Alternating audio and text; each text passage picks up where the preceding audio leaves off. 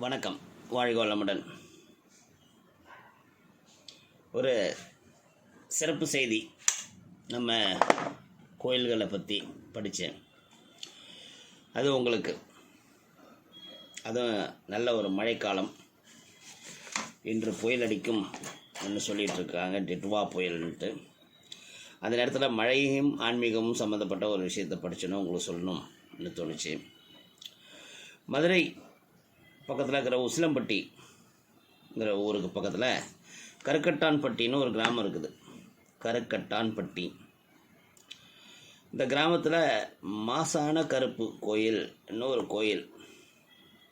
இங்கே உள்ள விநாயகர் சிலைக்கு சூடாக கஞ்சி காய்ச்சி ஊற்றினால் அந்த சூடு தணிவதற்குள் பிள்ளையார் மழை பெய்ய செய்வார் என்பது அந்த ஊர் மக்களின் நம்பிக்கை.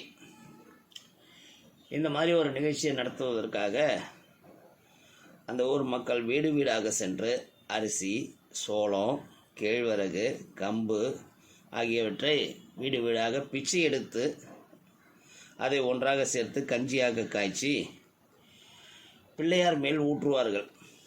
இதனால் அங்கு சில நேரங்களில் மழை பெய்வதும் உண்டுங்கிறது ஆச்சரியப்படுத்தக்கூடிய ஒரு செய்தி. இந்த மாதிரி நல்ல விஷயங்களை மற்றவங்களுக்கு எடுத்து சொல்லுங்கள். வாழ்க வளமுடன், நலமே சூழ்க.